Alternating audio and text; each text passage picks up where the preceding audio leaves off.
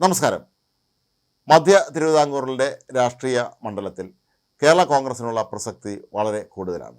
കേരള കോൺഗ്രസിൻ്റെ വളരെ പ്രധാനപ്പെട്ട നേതാക്കളായ കെ എം മാണിയും ആർ ബാലകൃഷ്ണപിള്ളയും പി എ ജോസഫും എല്ലാം തന്നെ മധ്യ തിരുവിതാംകൂറുകാരാണ്.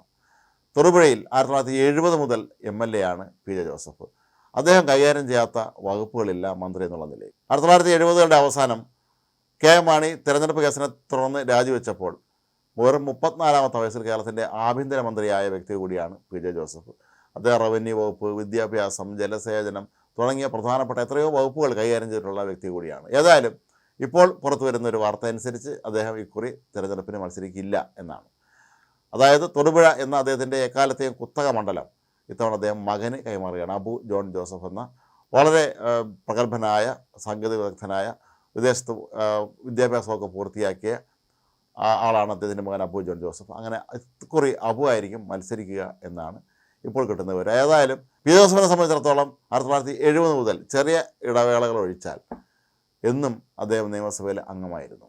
1970 അന്ന് ഒരു സംഘം ചെറുപ്പക്കാർ കേരള നിയമസഭയിൽ എത്തിയപ്പോൾ എ കെ ആൻ്റണി, ഉമ്മൻചാണ്ടി, കൊട്ര ഗോപാലകൃഷ്ണൻ, അതുപോലെ P J Joseph, Pinarayi Vijayan തുടങ്ങിയ വലിയൊരു സംഘം ചെറുപ്പക്കാർ ആ നിയമസഭയിലെ അംഗങ്ങളായിട്ടാണ് കടന്നു വന്നത്.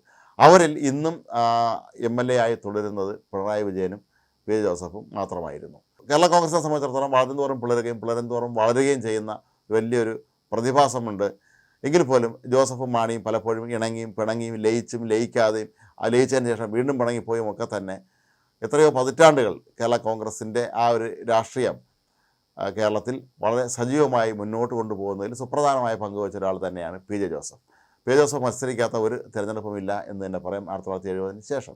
അതിൽ ഭൂരിഭാഗം അദ്ദേഹം ജയിച്ചിട്ടുണ്ട്. 1-2 തവണ മാത്രമാണ് അദ്ദേഹത്തിന് തിരിച്ചടി നേരിടേണ്ടി വന്നിട്ടുള്ളത്. പക്ഷേ പി ജെ ജോസഫ് എല്ലാ കാലത്തും വളരെ മാന്യമായ രാഷ്ട്രീയത്തിൻ്റെ കൂടി ഒരു വക്താവായിരുന്നു. അദ്ദേഹം വളരെ സൗമ്യനാണ്. പി ജെയെ സംബന്ധിച്ചിടത്തോളം അദ്ദേഹം ഒരു ഗായകൻ കൂടിയാണ്. നിയമസഭയിലുമൊക്കെ തന്നെ എല്ലാ വിഷയങ്ങളെക്കുറിച്ചും നന്നായി പഠിച്ചു വന്ന വിഷയങ്ങളൊക്കെ കൈകാര്യം ചെയ്യുന്ന നല്ലൊരു മന്ത്രി എന്നുള്ളതിൽ പേരെടുത്ത വ്യക്തി കൂടിയായിരുന്നു അദ്ദേഹം. ഏതായാലും ഇപ്പോൾ അദ്ദേഹത്തിന് 80 വയസ്സിലധികം പ്രായമുണ്ട്. ഏതായാലും സജീവ രാഷ്ട്രീയത്തിൽ നിന്ന് അദ്ദേഹം ഇപ്പോൾ ഒന്ന് വിരമിക്കുകയാണ് എന്ന് തന്നെ വേണം പറയാൻ. മകന് ബാറ്റൺ കൈമാറുന്നുണ്ട്.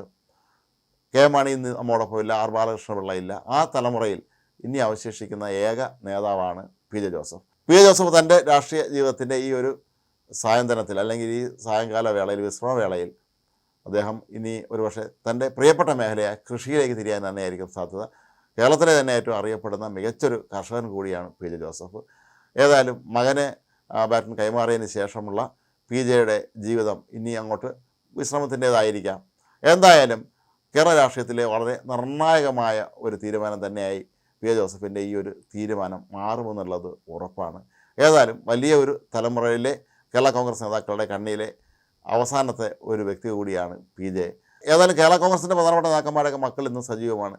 കെ മാണിയുടെ മകൻ ജോസ് കെ മാണിയും അതുപോലെ ടി എൻ ജേക്കബിൻ്റെ മകൻ അനൂപ് ജേക്കബും ആർ ബാലകൃഷ്ണപിള്ളയുടെ മകൻ കെ വി ഗണേഷ് കുമാറും ഒക്കെ ഇന്നും കേരള രാഷ്ട്രീയത്തിൽ സജീവമായി നിൽക്കുമ്പോൾ അവരുടെ കൂട്ടത്തിലേക്ക് പി ജെ ജോസഫിൻ്റെ മകനായ അപ്പു കൂടി എത്തുന്നു എന്നുള്ള ഒരു അപൂർവത കൂടിയുണ്ട് ഈ ഒരു വിരമിക്കൽ.